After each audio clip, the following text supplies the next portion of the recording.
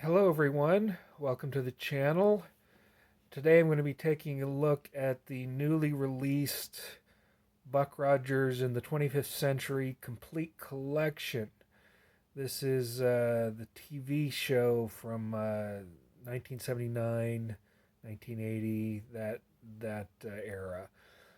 This is not uh, the old serial Buck Rogers shows. This is after Star Wars, and in fact, Glenn Larson, who is the producer of this TV show, uh, he's got this TV show off and running because of the massive success of Star Wars. Everybody was interested in everything space. He'd already done Battlestar Galactica, and this was his next attempt at doing something cool and space related like Star Wars. Here's the front of the cover. I understand why they did the rocket ship because it's kind of like the old Buck Rogers serials of old, but I do kind of wish they'd have used the fighters from the actual TV show. I thought that would be cooler. But whatever. This is brought to us by Kino Lorber, and that's what they decided to go with. Here's the spine. This is very much the logo of the show. They really haven't changed that. And here's the back. It's got several features on it. Interviews with Aaron Gray, Tom Christopher, who had played Hawk. It's got a 9-minute special theatrical preview, theatrical trailer. It's got a couple radio spots. It's got some commentaries on some of the episodes, not all of the episodes. There's actually 10 selected episodes. Nothing by Gil Gerard, though, which is kind of disappointing. I would have hoped that he would have had something to say about the show, but maybe he didn't want to. Comes with 3 cases. As you can see, we have the theatrical presentation. This is what the pilot episode was made into from this theatrical presentation. As far as I know, this is the first time it has been made available on home video. It does say, well, on Blu-ray, I guess. It does say that it's a brand new 2K master, so it should be pretty good. Inside, typical Kino Lorber, very austere artwork. Basically, that there is no artwork, just Kino Lorber studio classics. That was the pilot episode.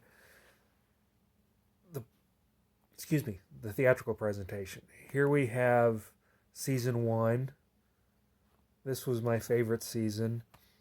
They do have the pilot episode on here.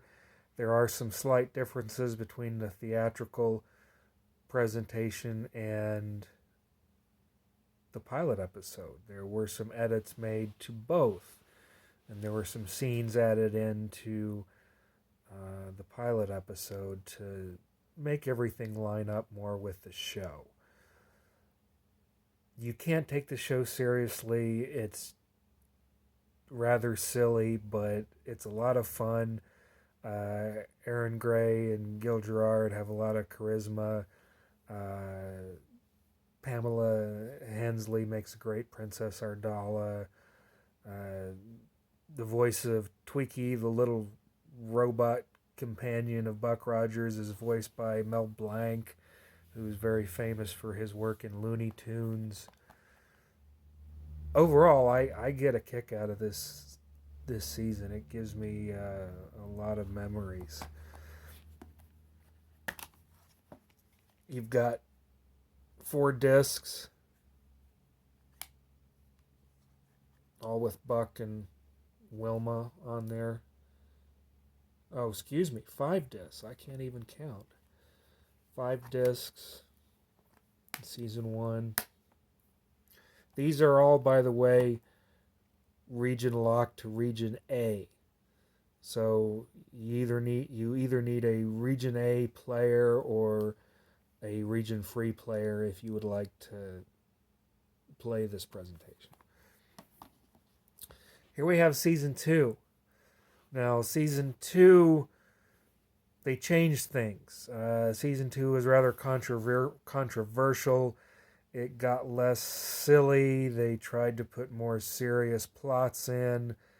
They changed the format from Buck and Wilma being based on Earth to them being based in a starship called the Searcher that was searching for the lost tribes, kind of like they did in Battlestar Galactica.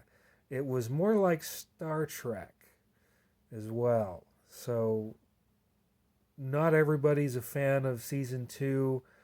I'm not really either, but there is a character that saves it for me, and that's the character of Hawk. Uh, Hawk was a cool addition to the show. He's basically half man, half hawk. He's birds, humanoid bird species, and his fighter is awesome. It is shaped like a hawk. It's got retractable hawk claws. He can actually dig into other fighters and control them and wreck them, and it's really cool. There is one episode that I think is really good in here, and that's the testimony of a traitor. That's where Buck is put on trial for allegedly being the cause of the nuclear holocaust. That he was the one that ended up triggering that. Interesting episode.